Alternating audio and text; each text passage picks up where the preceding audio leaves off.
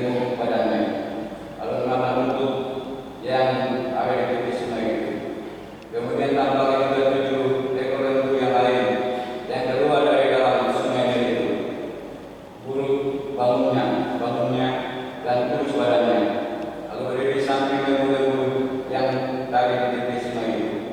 Lembu-lembu yang buruk bangunnya dan kurus badannya itu memakan 7 ekor lembu yang indah bangunnya dan gemuk itu. Lalu tertegar. Setelah itu tertidur pula dia dalam mimpi kedua kalinya. Tampak timbul dari satu tangkai 7 bulir kalung yang bernas dan baik. Tetapi kemudian tampaklah juga tumbuh 7 bulir kalung yang buruk dan lain oleh angin timur. Bulir yang buruk itu menelan 7 bulir yang bernas dan berisi tadi. Lalu kecewa Firaun akan dia bermimpi. Pada waktu pagi jadi salah hatinya. Lalu disuruhnyalah memanggil semua ahli dan semua orang berilmu di Mesir. Firaun menceritakan mimpi kepada mereka, tetapi seorang pun tidak ada yang dapat mengartikannya kepadanya. Lalu berkatalah kepada kepala guru-guru kepada Firaun, hari ini aku merasa perlu menyebutkan kesalahanku yang dahulu. Waktu itu tuanku Firaun murka kepada pegawai-pegawainya dan menahan aku dalam rumah pegawai istana beserta dengan kepala juru roti. Pada suatu malam juga kami bermimpi, aku dan kepala juru roti itu masing-masing mempunyai mimpi dengan artinya sendiri. Bersama-sama dengan kami ada di sana seorang muda Ibrani, tanpa kepala pegawai istana itu. Kami menceritakan mimpi kami kepadanya, lalu dikatakannya kepada kami mimpi kami masing-masing. Dan seperti yang dikatakannya itu kepada kami, demikian pula terjadi. Aku dikembalikan ke dalam pangkatku dan kepala juru roti itu digantung. Kemudian Firaun disuruh memanggil Yusuf sebagai segera ia dikeluarkan dari tutupan dia bersyukur dan berganti pakaian, lalu pergi menghadap Firaun. Berkatalah Firaun kepada Yusuf, aku telah bermimpi dan seorang pun tidak ada dapat mengartikannya. Tetapi telah dengar tentang engkau, hanya dengan menyenangkan mimpi saja engkau dapat mengartikannya. Yusuf menyahut Firaun, bukan sekali-kali aku, melainkan Allah yang akan memberitakan kesejahteraan kepada tuanku Firaun. Lalu berkatalah Firaun kepada Yusuf, dalam mimpiku itu aku berdiri di tepi sungai Nil. Lalu tampaklah dari sungai itu keluar 7 ekor lembu yang gemuk badannya dan indah bentuknya dan makan rumput yang di tepi sungai Nil. Tetapi kemudian tampak juga keluar 7 ekor lembu yang lain, kulitnya temalut tulang, sangat buruk bangunnya dan kurus badannya. Tidak pernah melihat yang seperti itu di seluruh tanah Mesir. Lembu yang kurus dan buruk itu memakan 7 ekor lembu yang muda-muda. Lembu-lembu itu ini masuk ke dalam perutnya, tetapi walaupun telah masuk ke dalam perutnya, tidaklah kelihatan sedikit pun. Tandanya bangunnya tetap sama buruknya seperti semula. Lalu terjagalah aku. Selanjutnya dalam mimpi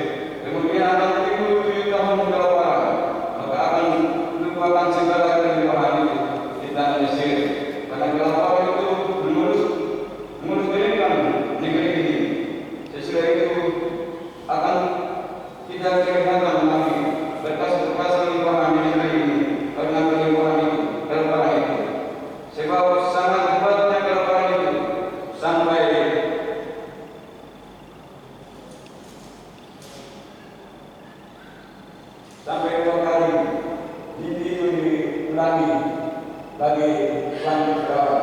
Berarti hal itu telah diceritakan oleh Allah dan Allah akan segera melakukannya. Oleh sebab itu, baiklah tuanku Firaun mencari seorang yang berakal budi dan bijaksana dan mengangkatnya menjadi kuasa atas tanah Mesir. Baiklah tuanku Firaun berbuat begini, yakni menempatkan pendidik-pendidik atas negeri ini, dan dalam 7 tahun kelimpahan itu memungut sekelima dari hasil tanah Mesir. Mereka harus mengumpulkan segala bahan makanan dalam tahun-tahun baik yang akan datang,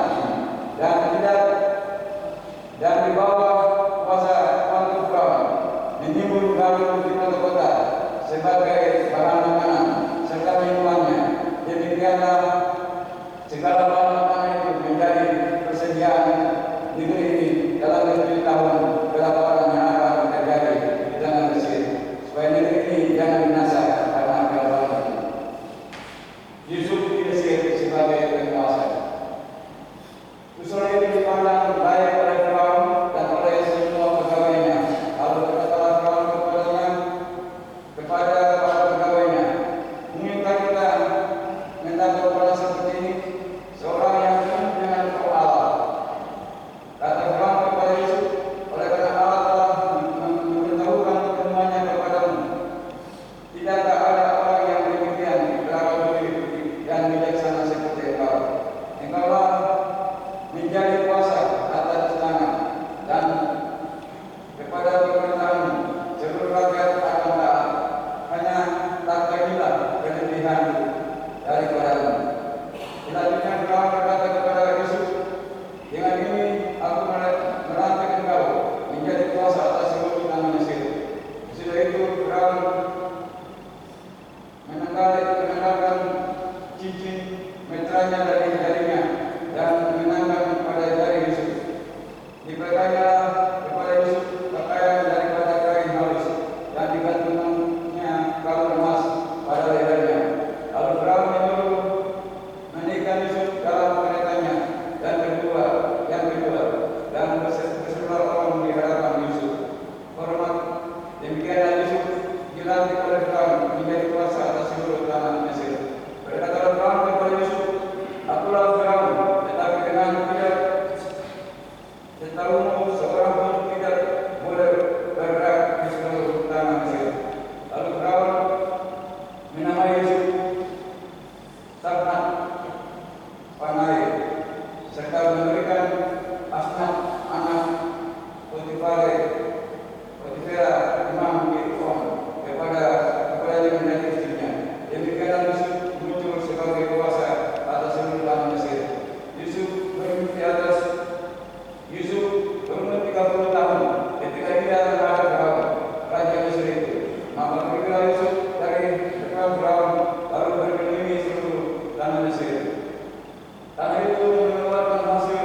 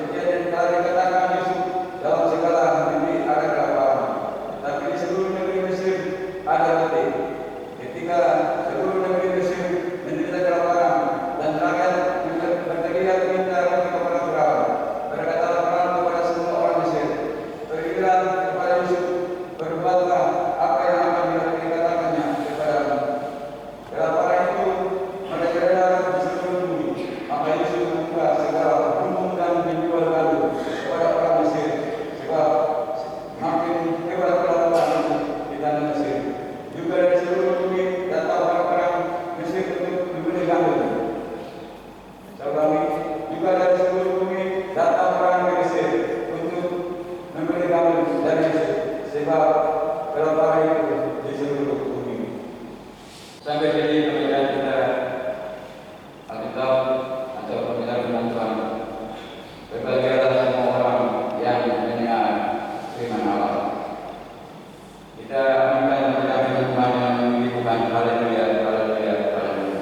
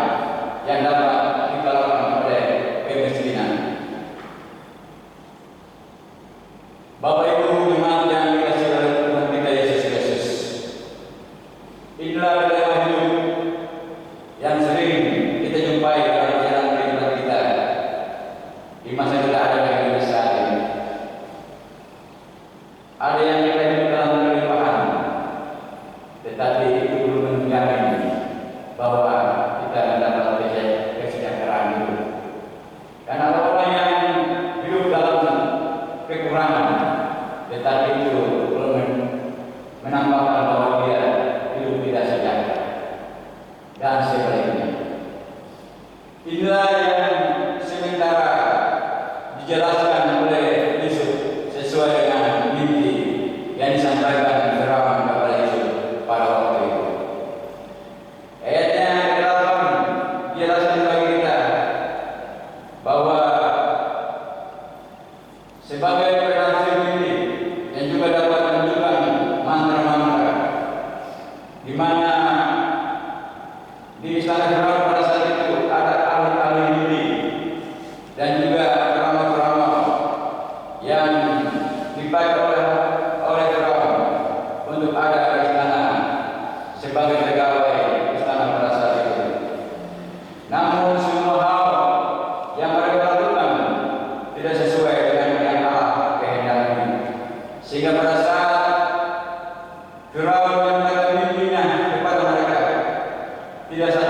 yang dapat menafikan mimpi Firaun pada saat itu.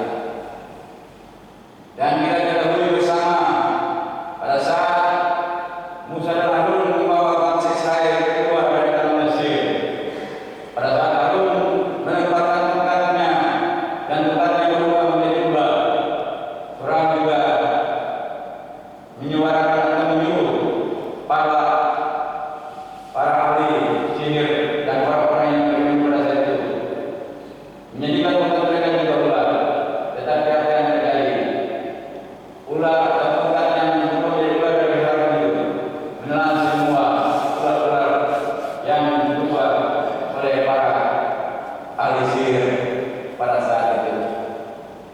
Inilah yang terjadi pada saat Harun dan Musa membawa bangsa Israel keluar dari tanah Mesir.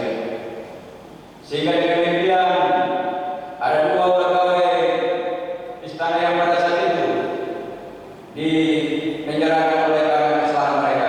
Dan pada saat mereka bersama-sama dengan Yusuf, pada saat Yusuf ditahan pada waktu itu, mereka menceritakan mimpi mereka kepada Yusuf, dan Yusuf menafikannya, dan itu menjadi realita kenyataan.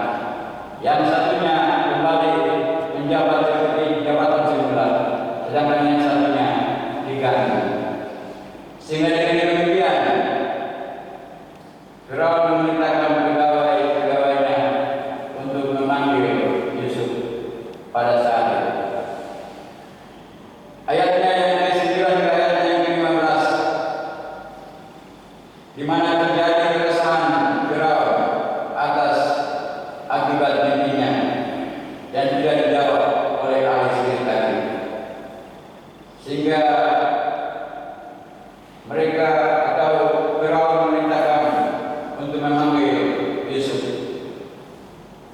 Dan pada saat Yusuf berhadapan dengan Firaun dan Firaun menceritakan mimpinya kepada Yusuf, hal yang pertama yang perlu kita sama-sama simak bahwa Yusuf tidak mengandalkan kekuatannya atau kemampuan yang dimiliki oleh Yusuf pada saat itu, tetapi Yusuf mengandalkan kuasa dan kemampuan Allah.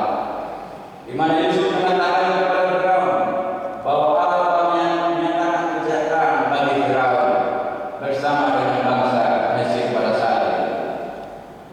Bapak Ibu jemaat yang dikasihi dan berkati oleh Tuhan kita Yesus Kristus, dalam perjalanan kehidupan kita seringkali terdapat kita mengkiri bahwa seringkali kita mengandalkan kekuatan kita mengandalkan ego kita, bahkan kita mengandalkan semua apa yang ada pada diri kita, di mana kita seringkali dalam menghadapi setiap persoalan hidup, bahkan juga dalam menghadapi tantangan hidup, seringkali kita tidak mengandalkan Allah sebagai pemberi hidup itu, sebagai pemberi berkat itu, yang masih mengizinkan kita menikmati hidup sampai dengan saat ini. Tetapi kita mengandalkan kekuatan kita mengandalkan semua yang ada pada kita. Tetapi lain dengan Yusuf. Yusuf menyadari bahwa apa yang dimiliki itu semata-mata asalnya daripada Allah. Bapak Ibu jemaat yang dikasihi dan berkati oleh Tuhan kita Yesus Kristus, pada ayatnya yang ke-16 hingga ayatnya yang ke-45, di mana Firaun telah mendengarkan dan percaya penuh kepada Yusuf, maka Yusuf berkata bahwa bukan dia yang dapat mengalami mimpi itu, seperti yang tadi saya katakan bahwa itu adalah Allah sendiri. Sebenarnya dalam Yusuf ini akan mengakibatkan malapetaka baginya, sebab raja Mesir pada saat itu menganggap dirinya adalah raja. Dengan kata lain, arti mimpi yang disampaikan kepada Firaun merupakan persoalan yang besar, merupakan satu tantangan bagi Yusuf, di mana Firaun menganggap bahwa dia adalah raja di atas segala raja pada masa pemerintahannya. Tetapi karena Yusuf percaya bahwa Allah lewat Yusuf sendiri yang menyatakan semuanya itu, sehingga Yusuf tidak takut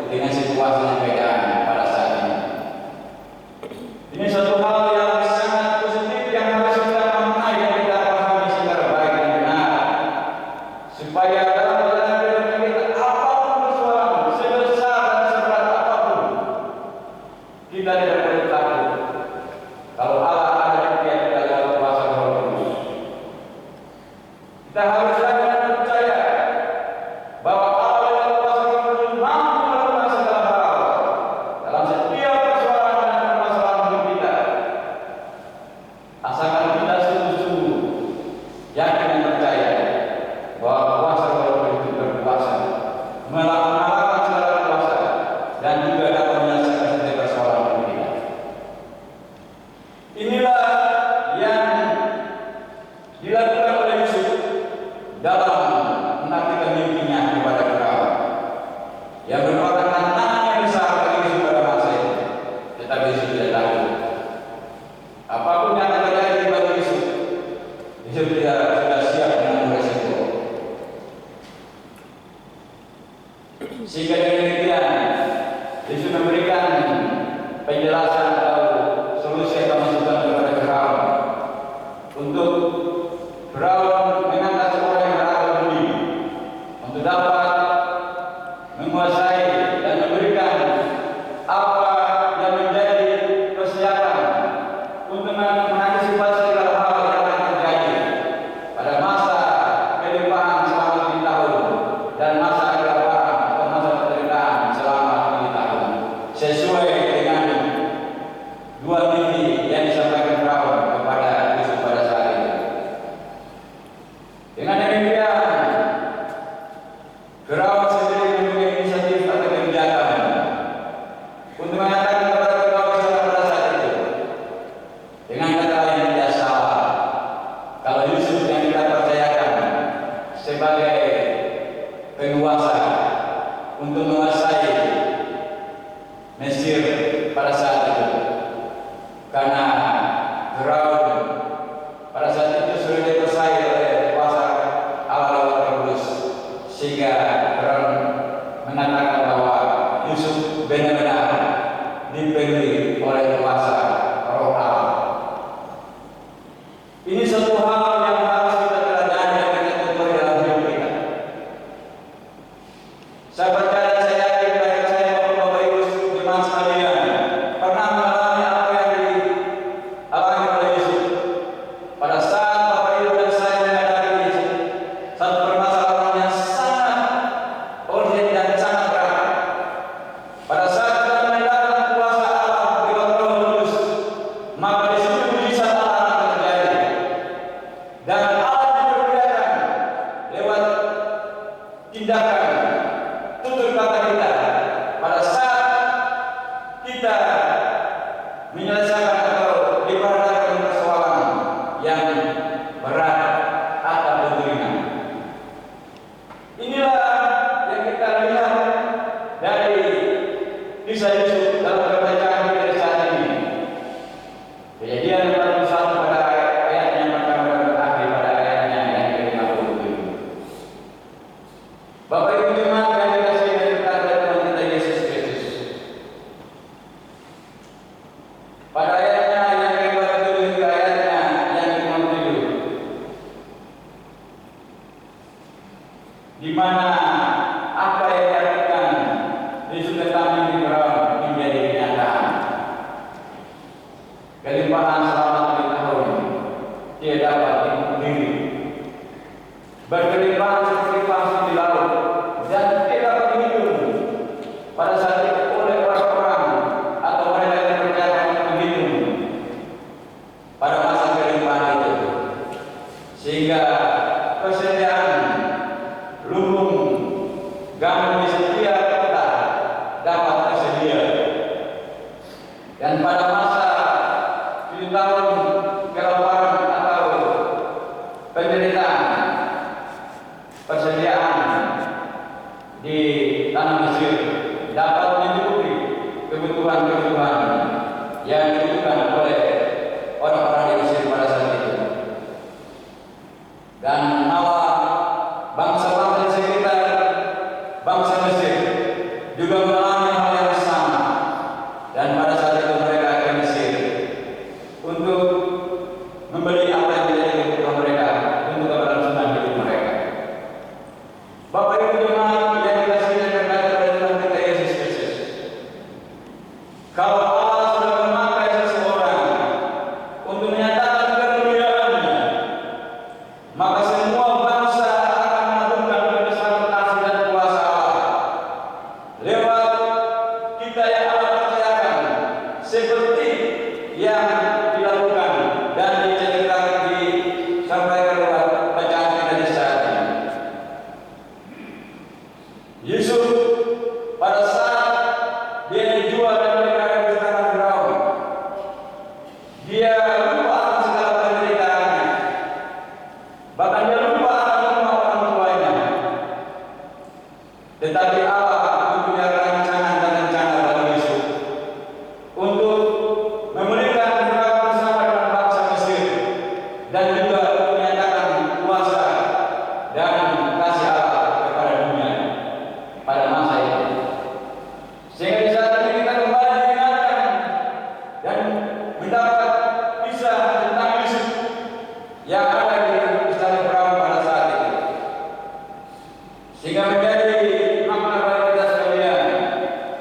sehingga tema khotbah kita sesuai dengan yang diturunkan oleh Nabi Penata dan Pengajaran Saudara Gereja nomor 2, yaitu misi kemuliaan dan kebudayaan bangsa-bangsa. Tema kita di minggu atau musim berjalan ini yang diturunkan oleh Gereja nomor 2 kita sekalian, yaitu misi kemuliaan dan kebudayaan bangsa-bangsa. Lewat kisah Yesus di istana Firaun ini menuntut kita sebagai anak-anak milik kepunyaan Tuhan yang telah mendapat kasih karunia lewat pencurahan Roh Kudus untuk dapat menjalani kehidupan kita yang tidak luput dari setiap persoalan dan tantangan hidup, bahkan pergumulan hidup. Apa yang harus kita maknai dan kita simak lewat bagian firman Tuhan ini untuk kita terapkan dan kita lakukan dalam hidup dan kehidupan kita sebagai anak-anak milik Kristus, yaitu kita harus mengandalkan kuasa Allah dalam setiap kehidupan kita, siapapun kita, dan dalam status apapun kita. Karena sesuai dengan firman Tuhan, di mata Tuhan kita semua sama. Sebab Yusuf hanya seorang hamba, tetapi karena menandalkan kuasa Allah dan kuasa Roh Kudus, dia ditinggikan, dia diangkat dan dihormati pada masa hidupnya. Kenapa Yusuf bisa mendapat gelar dan dihormati? Kenapa dia tidak bisa? Itu kembali kepada pribadi kita masing-masing. Saya mengatakan kepada kita sekalian yang ada pada ibadah, jangan habis lupa di hari ini bahwa setiap kita hadir dalam setiap kegiatan firman Tuhan disampaikan oleh Tuhan bagi kita sekalian. Jangan masuk dari telinga kiri keluar telinga kanan, tetapi biar kita maknai dan kita hayati dalam setiap kehidupan kita, dan dalam masa hidup kita amalkan dan kita praktekkan dalam kehidupan nyata kita, supaya misi Allah kepada murid-murid pada sampai curah Roh Kudus juga menjadi misi kita bersama, supaya kita hidup di tengah-tengah dunia ini. Hendaklah kita melakukan amanat yang Allah telah sampaikan kepada murid-muridnya juga kepada kita sekalian. Pergilah, jadikanlah sebagai bangsa murid, baptislah mereka dengan nama Bapa, Anak dan Roh Kudus. Ketahuilah bahwa aku senantiasa menyertai kamu kepada akhir zaman. Sudah Bapak saya melakukan hal di dunia? Kalau belum,